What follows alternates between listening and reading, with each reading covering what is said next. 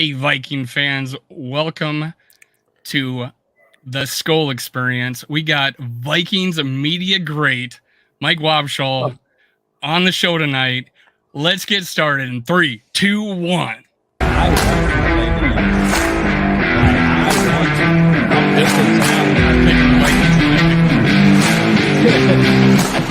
got it.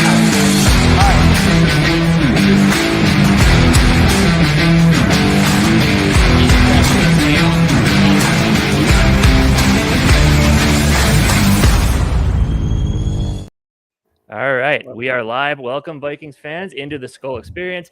As our friend Dave here mentioned, we are joined by Mike Wobschall, Wobby, as we all know him. How's it going tonight, Wobby? It's going great, fellas. How you guys doing? Thanks for having me. Good. It's much better coming off a Minnesota Vikings W. After that Dallas, whatever that was, I even forget that game happened. Huge bounce back game on a short week. So it's much easier to talk Vikings football after a win like that. Am I right? I think the last time we talked to you, at least on my other show, was before the Cowboys game. So, yeah. Yep. How did we didn't see that coming, man? We didn't see that coming. No, it's hard to see something like that coming when you're having a season like the Vikings are having. I don't think it's uncommon for that to happen to a team that ends up making a deep run in the playoffs. I think it's unsettling for supporters and the fan base, but I don't think it's uncommon. You know, teams are going to stumble every now and then, and I'm sure you saw the same stuff I saw about teams that went on to win the Super Bowl but had a massive loss like that during the season. So it's not one that you want to totally draw a line through and forget about. I think you want to look back on those things and remember them and learn from them, but we all know that that's probably not who the Vikings are, and I think they moved past it pretty quickly with that victory over New England. Beating Belichick on a short week is no small task. He was 13-1-1 against the spread on short weeks, and the Vikings were able to not only win but also cover. So I think the Vikings bounced back and shook off that Cowboys loss, and they're ready to go for the Jets, I would imagine. Before we go too far into more game stuff, I do want to ask you, we talked about it before we jumped in here. To me and Casey, we've watched you growing up as Viking fans, as pretty much one of the faces of the Vikings. So one question I have is, what is your journey, or how did you become a Viking fan? What's your journey with being a Viking fan, but all the way up to becoming part of the Vikings organization? I mean, obviously that's huge. I would be cool if I got hired on as a janitor. Shit, even a stripper on a on a houseboat on Lake Minnetonka. I did not see that coming, Jake. Oh God, you don't have to answer that last part. I'll go ahead. But no, just a journey to being a Vikings fan all the way up until being part of the Vikings organization. What did that look like? Yeah, I grew up in Waseca, Minnesota, which is a town in south central Minnesota, nestled between Otana and the former training camp home of Mankato. Ended up, I graduated high school and went to college at Gustavus, which is in St. Peter. And growing up, I was a big football fan. I liked watching any game. I'd sit with my parents. I'd sit with my grandpa and watch games. And I remember my grandpa and I would have ESPN radio on, like a radio we'd set on a coffee table. We'd have a TV on watching the games and listening to scores on the radio. So my family, and primarily my grandpa, but everyone in my family loves sports and football, and my grandpa really got me into it. And I'm sure I asked him 10,000 questions, about the sport, and I probably asked him some questions about, like, how do they get to the game? Do they drive cars or take buses? And when do they get and he might have known the answers to some of those and didn't know the answers to some of them. And as it turns out, I ended up, getting an internship with the Vikings when I was at Gustavus. I worked in the athletic office there, and my boss in the athletic office knew some people at the Vikings who were looking for some help for their new website. And one thing led to another. I ended up getting a job with the Vikings right out of college in 2007, 2006. And I got to know the answers to all those questions that I asked my grandpa firsthand, and lived it for 15 years. And it was a great run. Saw a lot of great things, saw a lot of bad things.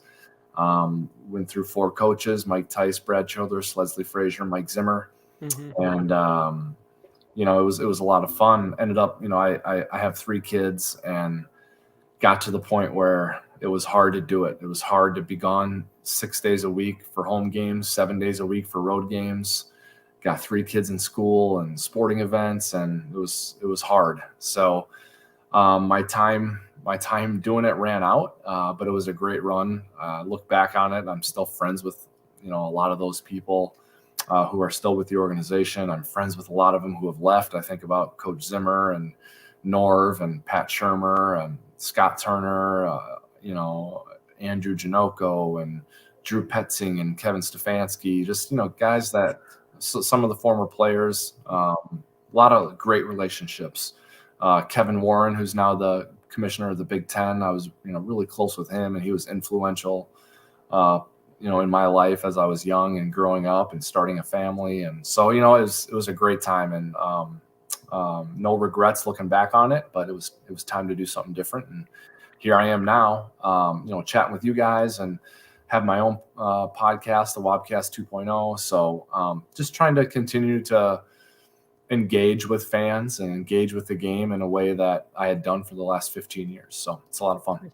And just so everybody knows, Wobcast 2.0 weekly show so far. We want more, actually, Wobby, from you. So keep it coming. Oh, big shout out to Super Will, Purple Pocket Podcast. You know him. He's the one that went crazy on our show, tried to get you and me to argue about Kirk Cousins.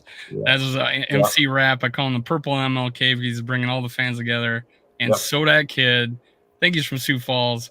So like me, I'm from South Dakota. CJ Ham is his hometown. Unlike Jamie actually went to high school with CJ Ham. Yeah, Duluth Danfield. Let's go. I do have a follow-up question there. When you found out what all the players drive, did any of them drive conversion vans? Or was it just one? It was only Kirk Cousins. I think he was the only one I saw driving a van. So, all right. There's a lot of unique things about Kirk Cousins, and that's one of them. Yep. When you were answering Jamie's question, you mentioned ESPN. You mentioned just radio in general. So obviously, we all know there's a certain man who speaks on the radio for this team, and he finally just started to get some recognition. Is that surprising to you that Paul Allen is just now finally starting to get a little bit of recognition, national recognition outside of the Vikings? LeBron James is tweeting about him, for heaven's sake. What the heck? I think it's a good question. I think that recognition for team radio announcers when they get it is so short-lived because it's a week-to-week league, and people just move on to the next thing. So he's had things pop up like this in the past. I think this was probably the second most profound one, or the most profound one, behind the Minneapolis Miracle. I think he got a lot of credit. He named it. Rightly so for that call. Mm-hmm. I remember the Greg Lewis call he got a lot of credit for. I remember the New Orleans Saints game in 2009 in the NFC Championship. He said, "Come on, man, this isn't Detroit. This is the Super Bowl." He's gotten some before, but I think the proliferation of social media channels and the public's yearning for authentic content is lending itself to attention for people like radio announcers, where they're not looking for the really well buttoned up, sophisticated presentation that you get in a TV studio. They like the camera that's taped in the corner of a radio booth that shows an upward angle of a radio announcer yelling at the team. That's what fans want now, and that's a change from what it used to be. So I think all those things are sort of combining to give people like Paul credit for what he does. And I will say, one thing that does not get talked about with Paul, because people are reveling in and living vicariously through him in his raw emotion and his enthusiasm for the team and the way he comes up with these sayings and these words. And the reason he can do that is not just because he's talented, which he is. It's because of his preparation. And I've prepared with him for games, hundreds of games I've prepared with him. So I've seen it. He is so prepared for games with opponent names and stats and Vikings names and stats and trends, and that when things get going for real and it's moving fast and something unbelievable happens, he's not thinking. He doesn't have to think or remember anything. He knows it. He's prepared, and that's a big reason why he can perform the way he does. I seen an interview with him recently, and he talked about the influence of his racetrack, background and calling games. He says, "Yeah, I would try something," and he has a way about with words, and was like, "Yeah, that one failed," so we threw that one out. And people would give me honest feedback about where it was, but I think the biggest compliment to him is people turn off the volume on the TV and turn on the radio, so they could rather listen to him than the person on the television. I think it's probably the biggest compliment out there. And when they put it on TikTok, they sync it up to his voice and not the other. And they instead of playing the actual live, and you compare the Minnesota Miracle between Joe Buck and him, and you got to go with Paul Allen on that one for sure. Well, I think if you're a Vikings fan, certainly would. And, in fairness to Joe Buck, doing it for radio is different than doing it for TV. When you're doing it for radio, you need to be seeing it, yeah. You need to be descriptive because the people listening can't see it. When you're doing it for TV, which Joe is doing, you can be more dramatic and you can be more abstract. I thought Joe nailed it from a TV standpoint. His call was tremendous. And Paul nailed it from a radio standpoint, from a team radio standpoint. He nailed it. I think one of the best radio announcers on a national level is Kevin Harlan. I think if you listen to a game that Kevin does on the radio, he nails it all the time too, with his descriptions and his lexicon and his pace. He does a great job. So there are a lot of talented people who do game broadcasting in the NFL. It's a great era for that right now, and I think it kind of always has been since I've been watching and listening. But certainly right now is one of those times where they are not short on talent broadcasting games. I'm probably just still salty at Joe Buck for the Randy Moss thing. Back in the day. I don't know. He calls it like he's no. I thought he had a good one. I mean, it was funny seeing those two guys on the Fox One when they first started, as they were both on the same TV, the same show at the same time, and they had to come to terms with it. But that was but yeah, he did a great job. Not saying he didn't, but yeah, I think as Viking fans, we love to hear how Paul Allen portrayed it. But you're right. So let's talk ball. Let's move on to that now. So obviously, we kind of prefaced this with the Dallas Cowboys loss, and this last game, I really see. I mean, obviously, Kevin O'Connell, I think he probably kind of admits this to himself. He's still learning about the offensive play calling aspects of the game because he hasn't gotten a ton of opportunities to do that up until this point. Yeah. But just one thing that I never questioned as soon as you just hear the guy talk is just that leadership ability that he shows. And to get his team on you have 4 days after that loss to get their heads back on, to get them, get them ready to play this game and to make adjustments. Because in the biggest issue I saw with that Dallas game was I didn't feel like he paid enough attention to Micah Parsons. And coming in, you had sack leader Matthew Judon coming in, and I thought he did a really good job. You saw Johnny Munton there helping with blocking. CJ Ham was. So it was just nice to see that adjustment made. And just like I said, to get the guys ready to play in a game 4 days against Bill Belichick, one of the best coaches at exploiting weaknesses on the other team. I just felt like this was probably one of my favorite head coaching moments so far from Kevin O'Connell. There's been a lot of them in a 9-2 season. I'm just curious, Wobby, what your thoughts were on his coaching performance this last game. Yeah, Casey, I think you nailed it. I think when Darisaw went out against Dallas, it's almost like they forgot a backup left tackle was in. And and I don't mean to suggest that they literally did forget about that, but I just wonder if they placed too much faith in their ability to adjust on the fly there. Darisaw going out of the game is a big deal. So you're right. They did a much better job against the Patriots. I think that Kevin O'Connell absolutely knows what he's doing, and I've always gotten that sense from him since the Vikings chose him to be the coach. I really didn't know him from Adam, aside from the fact that he was a player at one point for the Patriots in the league. But I really get a sense that he spent his time as an assistant pouring everything he had into his team, knowing, though, in the back of his mind that he would likely get a shot someday. And when he got that shot, he wanted to be ready. And he seems very organized. He seems very directed as to where he's going, what he wants to do, and how he wants to do it. I hope the front office doesn't get in his way in Minnesota, because that can be a problem for a coach who knows what he's doing. Right. I'm not convinced. I'm not being critical of them, but I'm just not convinced that side of the organization is as organized and as sharp right now with what they're doing as O'Connell is.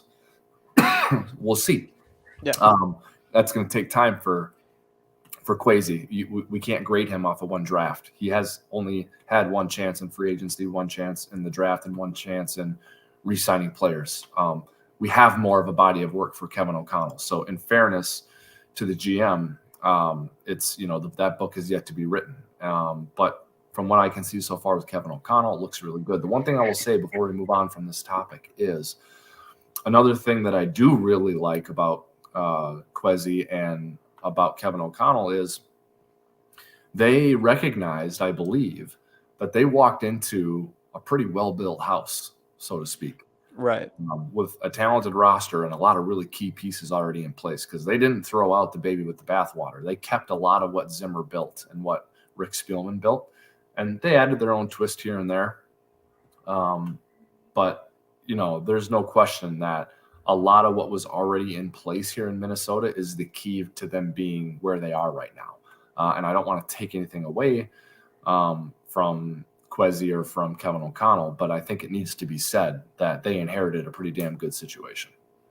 Yeah, for sure. Definitely agree. I would. I want to bring this up. Hey, Too Evil, Too Hope, we got you, man.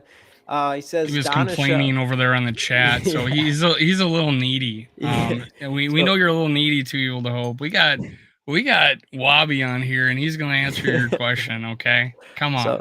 So Donashell needs to update his scheme so that opposing quarterbacks actually get pressured. I do think you make a good point by we need to figure out how to pressure these quarterbacks, especially these weeks against these quarterbacks like Mike White or backup quarterbacks, whatever you want to call them. What's your feeling on our defense now? Because obviously it's pretty worrisome to see what the Patriots offense that I don't think has tons of talents on it. What they did to us, and then obviously what the Cowboys did before. What is your thoughts on all of that? Yeah, it's not good enough right now to get to where everyone wants the Vikings to get to. It's good enough, I guess, to be 9-2, right? Right. That's what they are. That's scary, right? For other teams, 9-2, and we. No, Dave, you're right. You're right. And Yeah. I said that in their first 7 or 8 games. I'm like, I don't know. They're not even really playing well. What's going to happen when they play well? And I think they've strung together some pretty good performances now. But against Buffalo and against New England.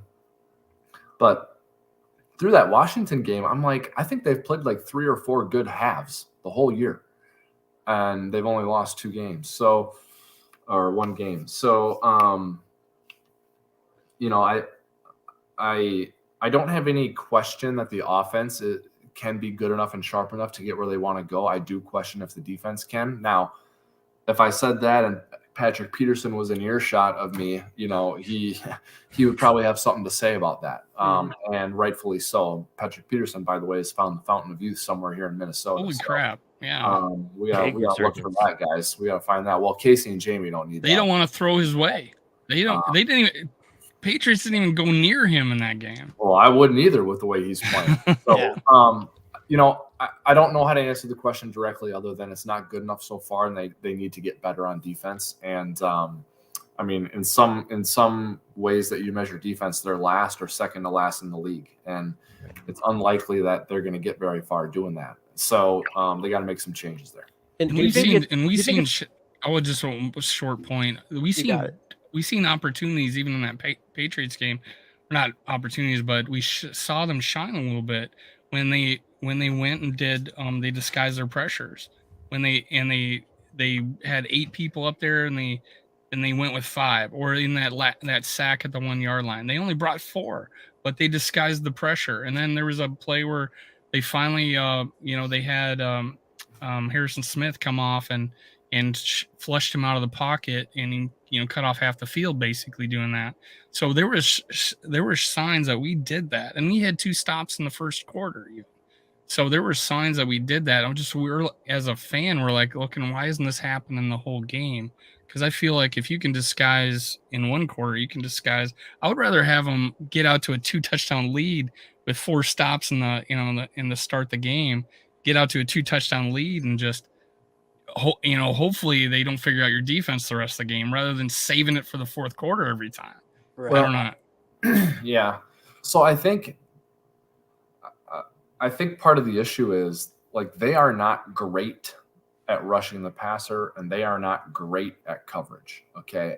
And that's not a good combination. If you're just okay at both of those, you can kind of figure it out and finish middle of the road on defense. But like if you're great at one of them, you can get into stretches of games where that component of your defense can carry your defense from game to game. But they don't. Right now, they're not, and maybe part of it's because Zadarius Smith, I think, is playing a little banged up. But if they can get that interior back and healthy and get Zadarius and Daniil on the edge, then I think they have a chance to be great at rushing the passer.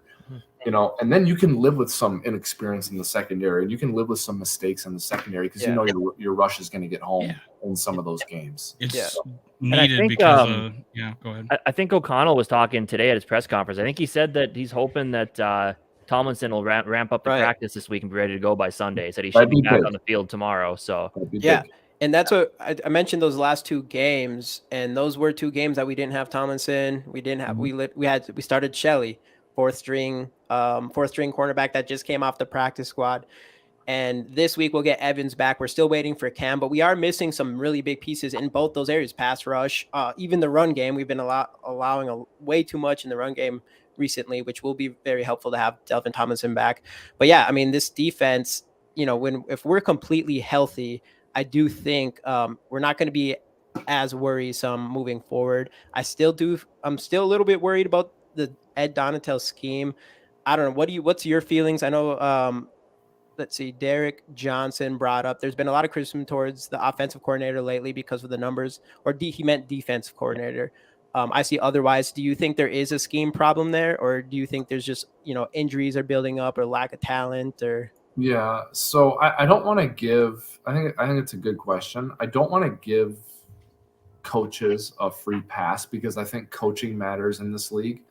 And I don't think every coach is doing a great job every week. That can't happen. Right. So, but I really don't think it's a scheme or a coaching issue with the Vikings defense. I think it's a playing issue. It's a player's issue. And whether you subscribe to the way Pro Football Focus does things or not, what you have to at least give them is the respect of consistency and data, where they watch every player's every snap, every game, and grade it. And so if you just use that not as your Bible, but if you use that as some piece of evidence. Yes. I mean, there are some issues with the way the players are playing, where they're not executing the scheme right. And I can't start to blame a scheme when it's not being executed properly or when there's talent depletion because of injury, which is the case. So I would stay the course schematically. The other thing, guys, is, and this feeds into people like Patrick Peterson, Cameron Dantzler, Zadarius Smith, and Harrison Smith to some degree. When you have an offense that can light up the scoreboard, you can play defense a certain way. And we've seen the Green Bay Packers do this when Aaron Rodgers and that offense are humming and they're scoring 30 points a game. You don't need to be the number 4 defense yardage-wise or scoring-wise in the NFL. What you need to do is take the ball away. And if you can steal possessions from the other team, they're already hard-pressed to keep up with you if you give them 12 possessions in a game. You steal 1 or 2 of them away a game, they have no chance to keep up with you.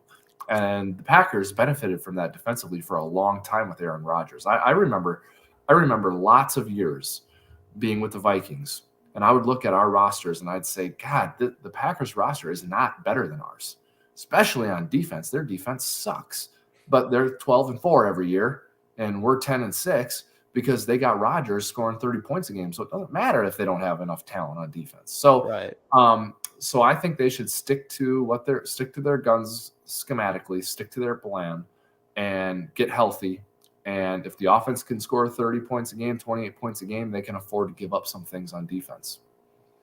And the nice thing about the defense is they have been stepping up when needed at the end of games. True. Not all the time, Right, but they right. they've been doing it enough to which, because you don't go 9-2 without a defense that has some talent on it. And we've seen Patrick Peterson has made his presence felt, especially like that Buffalo Bills win. If you want to go look at something like that, was the game where Patrick Peterson and Arizona, both those games were one where he just said, "Hey guys, I'm still here and I'm still a top cornerback in this league." And he's really surprised me when we re-signed him. I was just kind of like, okay, like a veteran presence, teach the young guys. But with the way he's playing this year, man, it's impressive. So I see what you mean. And I've been very critical on Donatel. Again, I'm not an elite football mind. I just go off what I see. But again, I think I hope they can at least figure it out enough to where when playoffs come and we get into crunch time, that they'll be able to make do. And hopefully, like you said, by then, hopefully we'll be as close to full health as possible. I mean, obviously we know it's impossible to be at full health that late in the season, but let's hope so. I mean, I don't know. Just with the way this team is, it has it feels like it could be,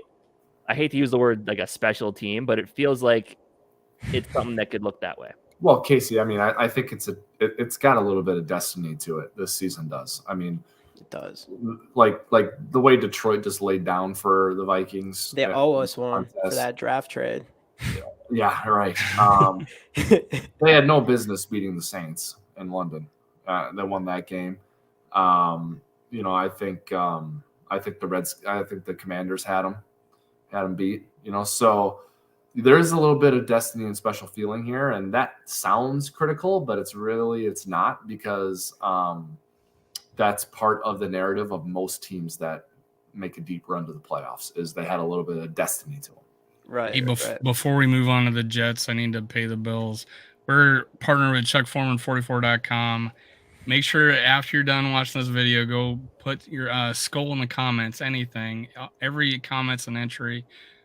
Giving away that 44 jersey, autographed by Chuck Foreman, January 3rd. Also, we're partnered with Fanatics. I got a couple links in the description below. I got all Chuck Foreman's links in the description below. If you go to ChuckForeman44.com, go put it in Skol15 at checkout, you'll get 15% off. So, Mike, we're going on to the Jets. Mm-hmm. I kind of feel like they're equally, as far as, they could be even more talented than the Patriots. And now they got a Mike White where they may have found something. I know people are like, oh, Mike White's nothing, whatever. But, hey, they may have upgraded at quarterback, because their starting quarterback, I think the team, the players around them, I feel like, hey, someone just won a job on merit. And I think they rally around guys like that, like a Taylor Heineke did.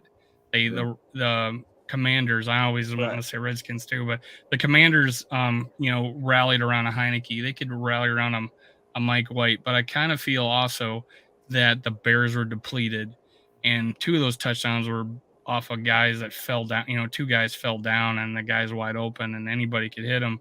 But hey, he played well. He played almost flawless in that game against the Bears. They were depleted, and they were also had the downside of not having their starting quarterback. Yep. So what do you feel like? Was the last week a mirage? We can't really go off that Bears game, or do we see something in Mike White?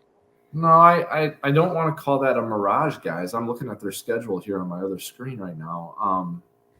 I look at some of their games against, poor teams, Bears, Broncos, Packers, and they do what you should do to a poor team. I mean, they beat them down.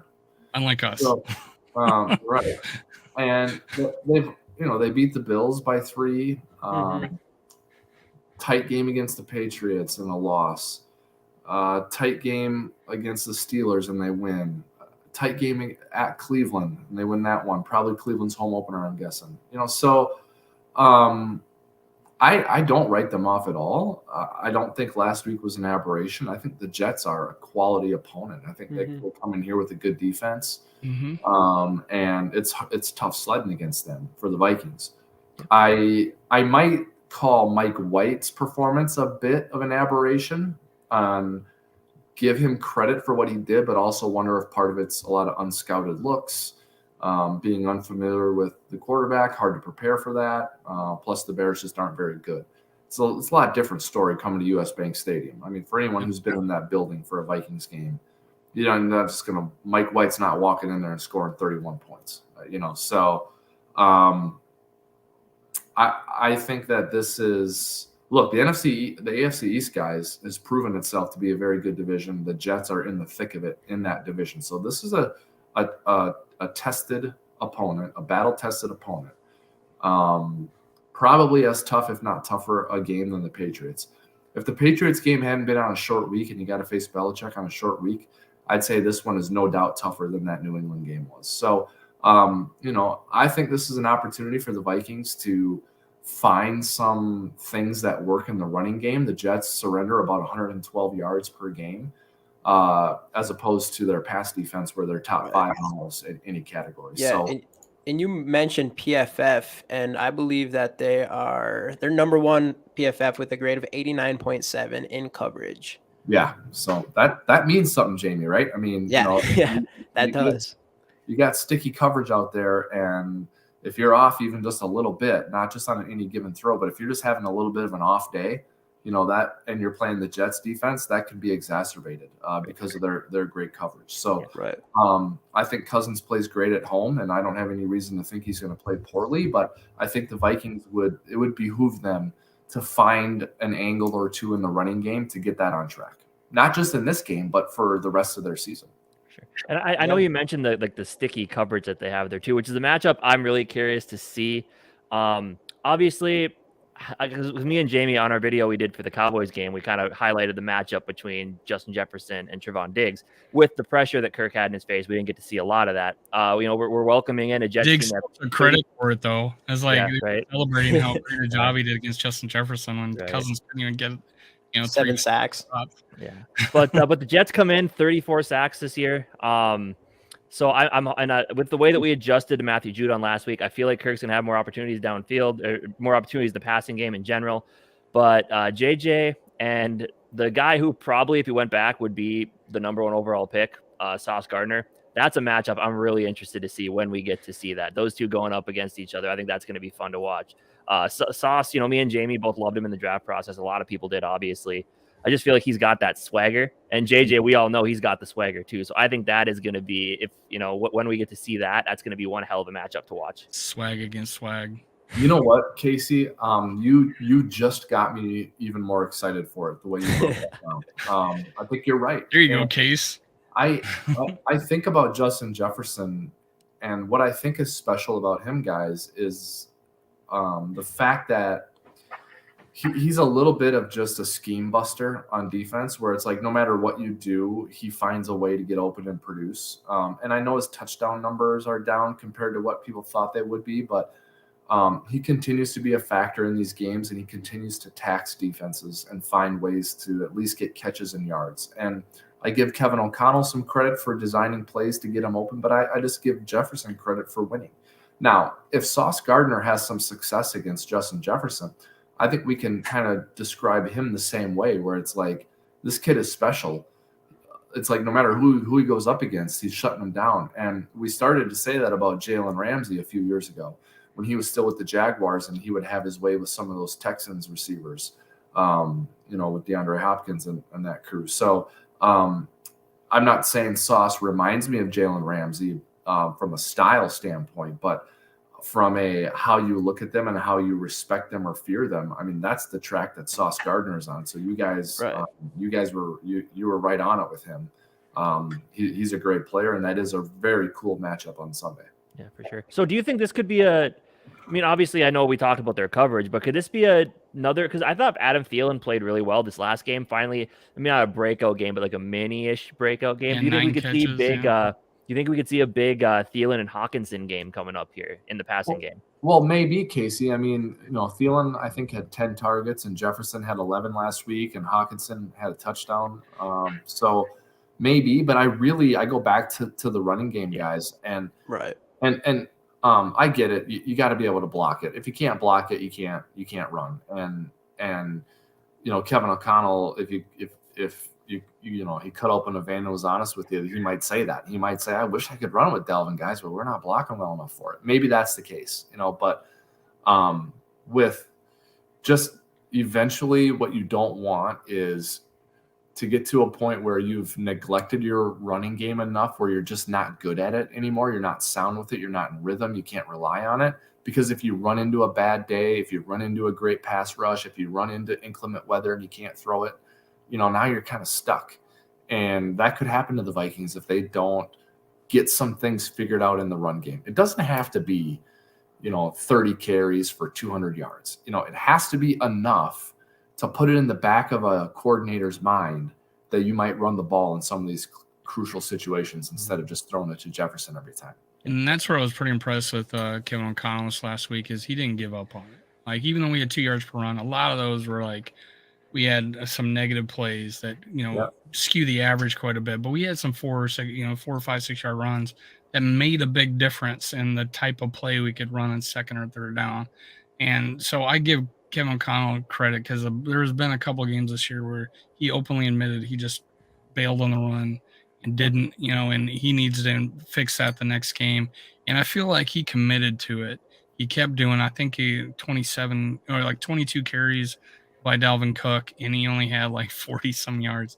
So it's like he committed to it. It's still and where we were strong was on the play action. So he still committed to it, which allowed us to still use the play action, and we were deadly with that. And that was a good defense. They've only gave up 16 points a game, and we put up over 33. So one was a kickoff return. But anyways, that was pretty awesome. Yep. But I'm also that's a question. Who's a better kicker returner? Kenny or Cordero Patterson? What do you think? Hard to pass up Cordero right now, but I'm gonna say Cordero because that was something special what he was doing. He's looking nice though. He's looking nice.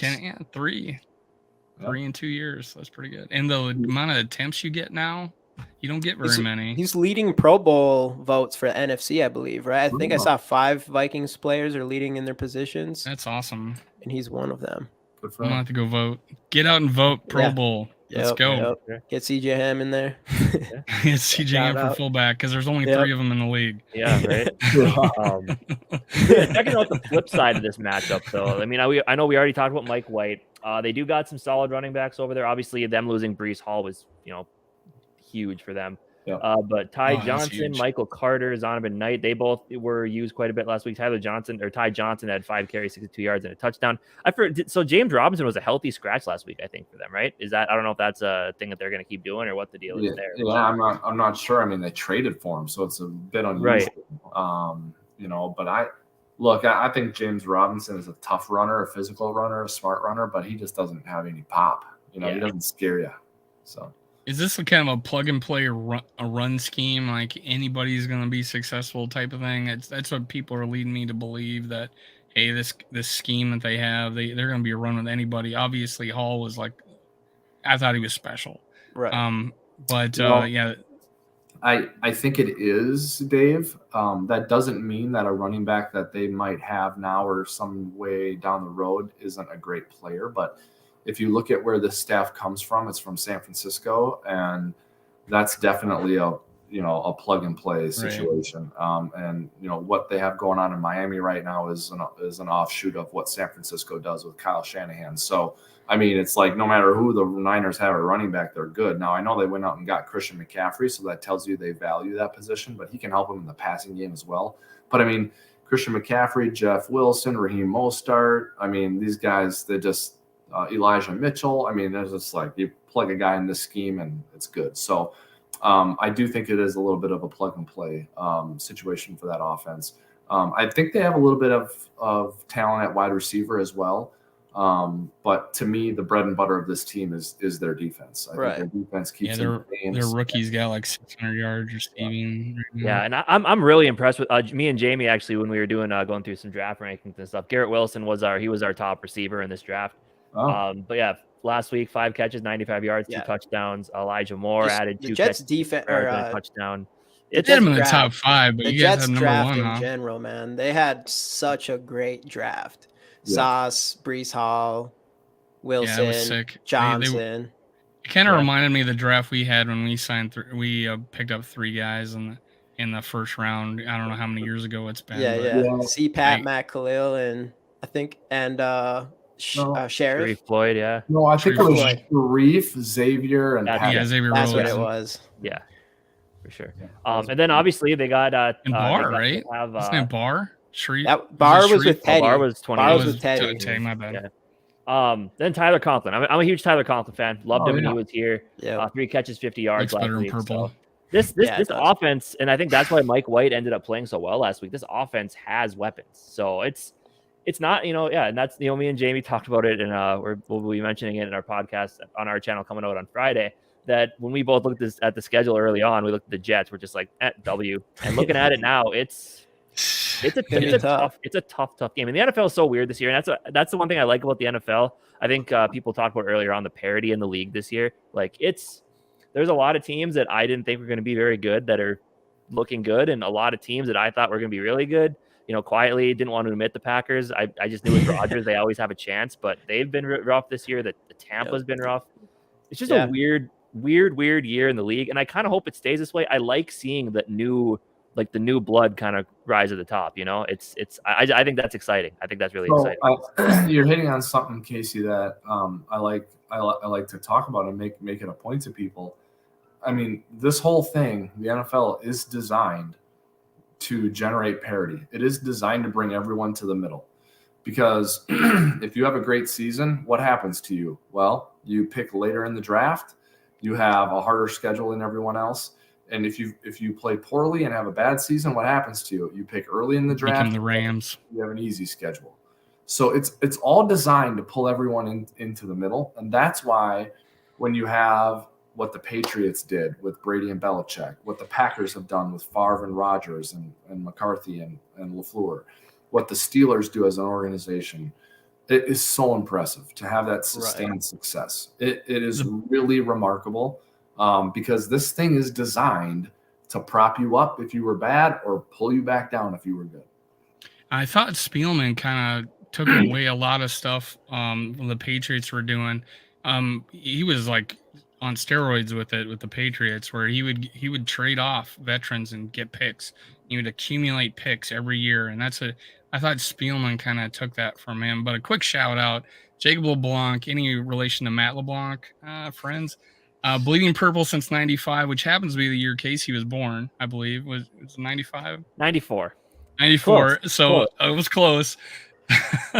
And David Michelson, I appreciate you joining. You guys have been listeners, but yeah, I kind of felt like Spielman was like that. He was like a poor man's, version of Belichick, where he collected all those picks, and we got used to having at least 10, if not 15 picks in the draft. And it was like, hey, more bullets, more times hitting the target. But it's almost like the Patriots had an art. And a quick reference to the Yankees, they worked the system so bad too, is that they would sign all these veterans, let them go, and they would get these compensatory picks, and they would have a first round pick, and then they had 3 compensatory picks in the first round. They cheated the system so bad, and I felt like that's what the Patriots did in the NFL. Is that they accumulated those picks, they let those veterans go, they plugged and played, younger guys in, and they kept stirring the pot. Did you see that with the Patriots? Well, I think there's a lot of different ways that it can work, Dave. I don't think there's any just like one way that's better than everyone else's. I know the Dallas Cowboys in the 90s subscribed to the theory of the more darts you can have to throw at the dartboard, the better chance you have to get good players. And the Rams of late felt the opposite, right? They felt like, we don't need those picks. We don't need the picks. We want the players on the table. Yeah. So I think it can work both ways. I think what's important is that you have a system and a plan, and you execute that plan well. And if you execute it well consistently, you will see good results. The other thing I would say, that since you brought the Patriots into it, is I think you have an approach that you build around the fact that you have Tom Brady and Bill Belichick, who are probably the best to ever do it at each of their spots. So I think you can draft a certain way knowing that you have Tom Brady. Whereas if you didn't have Tom Brady and you have Mac Jones instead, you might do it differently. So there's just a lot of things that factor into it. I think what you need to have though is you need to have a system of grading players, and you need to have good communication between coaches and scouts. And if you are consistent in the way you grade players, and if you have synergy between coaches and scouts, I think you will have success in the draft. One of the funny stories from Belichick, I just recently saw an interview with him, and he brought up Gronk, and they had flown him in or whatever preseason. They put him in a conference room, and they came in the conference room, and he was sleeping on the floor. And they still drafted him. So they went after talent. They weren't going to worry about someone sleeping on the floor. They said, hey, this guy plays good. Let's draft him. And I feel like that's like we did with like a Randy Moss. So it's like, we can't pass this guy up. But we didn't do with a Warren Sapp. It's like, hey, be consistent, have your plan, and, and stick with it, one way or the other. Yeah. So I want to say, so this week, if we beat the Jets, and we've talked about the Lions a decent amount in this, and the Lions lose this week, we clinch the division, which I think is the earliest in the history. That'd be a record. Right? It'd be a tie, I believe, for the earliest. Yeah, but those still a record. Seasons were 16-game seasons. We got a 17-game season now, so in a way, it would be earlier, right? Yeah. But isn't it weird though? Coming into this year, we all thought like got to beat out the Packers, and now it's coming down to the Lions losing a game just to the division. I think that's or if we just win two, right? If we just win two, we'll win. But I'll tell you what though, and Wobby, I kind of want to get your thoughts on this. Me and Jamie have talked about this kind of ad nauseum. He doesn't agree with me all the time on this, but like, I am in the field of look out for the Lions when they finally find their answer at quarterback and add a few more defensive pieces. I think this team is shaping up to be a nuisance for this division for years to come. Just looking at their offense, I mean, Jared Goff is serviceable, but he's not their guy. But just what they could have on that offense, receiver-wise, I'm a huge Amon-Ra St. Brown guy. Yep. Jamison Williams, I kind of wish the Vikings would have just taken it 12. DJ Chark being there, Khalif Raymond, solid. DeAndre Swift, Jamal Williams. That offensive line is probably, would you say top 10-ish in the league, if not better. Yeah. Defensively, they have some young pieces. Jeff Okuda's finally stepping up. Aiden Hutchinson's being what everyone thought he was going to be. So I don't know. I personally just think this Lions team could be a nuisance for the next, who knows how many years. Yeah, I don't I don't totally disagree with you. The problem is, and Goff hasn't been terrible for them, but he's not an elevator. He's not going to elevate people around him. Like if you took a weapon or two away from Goff, I mean, it'd be really bad, I think. Right. Yeah. Right. So I think they got to find an answer there. And the problem is, if the answer isn't like a veteran who's already good, like it's going to be like, yeah, we got our answer, but he's a rookie. And it's like, now you got to go through 2 years of this young quarterback, like stumbling for you. So I don't love their timing at the quarterback position. That's fair, yeah. But I like everything you mentioned. The other thing I don't love is like the way the coaching staff messed up that game in Minnesota. I mean, that was so bad. Yeah, Dan Campbell probably ain't the guy either. Well, I don't know, but I mean, I don't know how he came to the decision to kick that field goal. Why? Like, how did that happen? So that really was concerning to me. But I watched Hard Knocks, and I love the way he talks to the team. I mean, they love him, so I like that. But I think they're in a better place than Green Bay is, for the future, which is odd to say.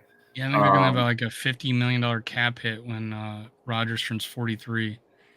So, there's a lot of cap.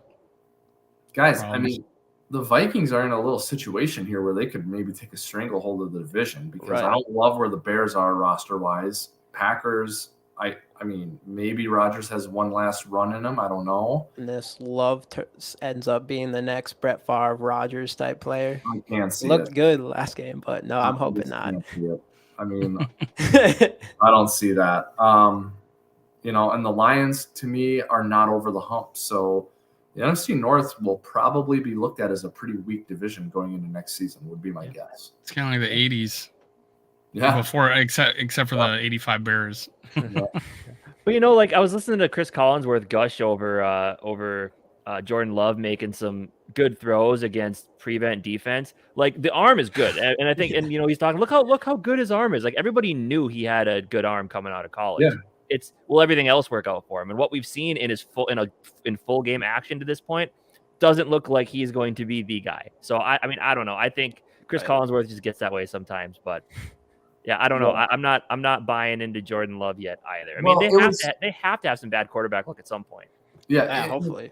But it was dramatic that whole scene, right? I mean, right. Rodgers gets hurt and they're getting killed, and Love comes in and it's an immediate touchdown. And like, there's a little bit of drama there, and I think that can like amp up an announcer and get him to like get going on a guy. But like, you want Jordan Love for 65 snaps in a game at US Bank Stadium or in a game at San Francisco? Like, I don't think you want that. I don't think so. And they just better not have three Hall of Fame quarterbacks back to back to back. Yeah, no, I can't have that. That's it for me. I can't have the Packers have 3 Hall of Fame quarterbacks in a row. Just you can't. No. We need them to sit at the bottom for just give us a few years at the bottom. That'd be nice. Well, I don't know if that Packer fan base can handle that. Yeah, we're about to find out. Hopefully, I think that wait list for Lambeau Field will get a lot shorter if that happens. They don't take losing very well over there. They'd be like, "Why are we sitting out in the cold, anyways?" Yeah. Why do I have this piece of paper that's worthless? It says I'm an owner of this team hanging up on my wall. What's going on? Oh, did you see how the Philadelphia fans put Philadelphia cream cheese boxes on their heads when they beat the Packers? That's nice. Yeah. Same with Sauce. We used a picture of him in our last podcast, and when he played the Packers, he had put the cheese head on or whatever. Yeah. So he has that picture. But I mean, they'll segue back into this Vikings-Jets game here. Big game. I think it's, like we said, it's going to be a tough one. What we always like to do before we sign off here is do some score predictions. Wobby, you into score predictions or not really? Let's do it. Yeah, it's fun to do it. I love that. All right. You kick us off. And then what me and Jamie will also do is give like one big player prediction for the game as well. Okay. Where I'm kind of settling on this thing, guys, is 24-20. I think it's going to be one of those kind of games. I would call it an under game here. I do not know what the line is. I know on average it's about 46 in an NFL game, maybe a little higher in the last couple of years. This has sort of got an under feel to me.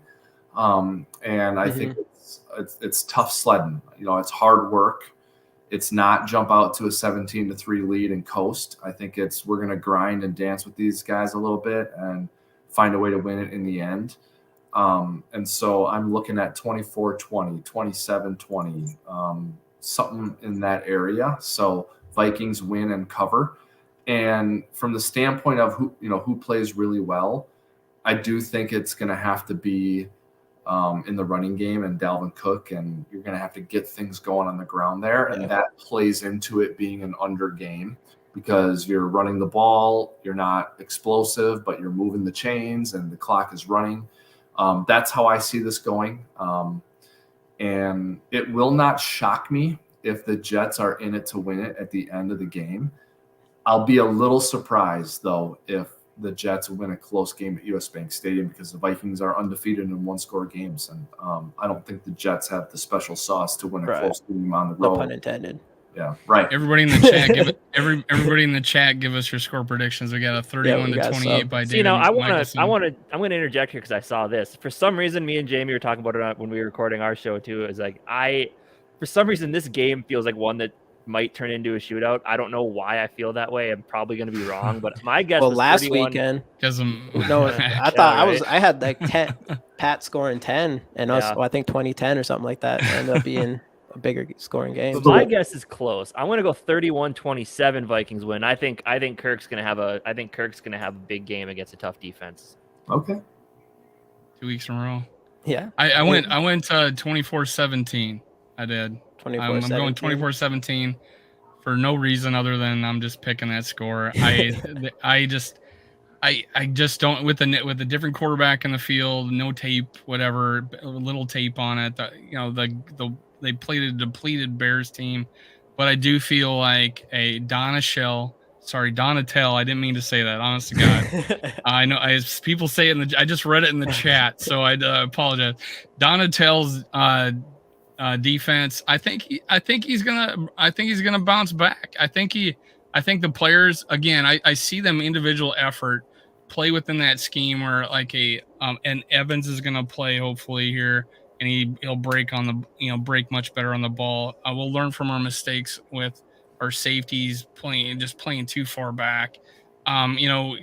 Disguising that defensive, defensive pressures a little more throughout the game. I just feel like, hey, Kevin O'Connell, I think, has the moxie enough to go to his defensive coordinator and say, hey, we need to change a few things, or let's work on a game plan together type thing. And they had that extra time, like we came out of the bye week, and we won a game, which we haven't been used to a lot in recent years, of us winning games coming out of the bye week, and we were like awesome at it back in the 90s. So I think he's going to bounce back. So I'm going to give my coach of the game, Donatel, is going to flip this around.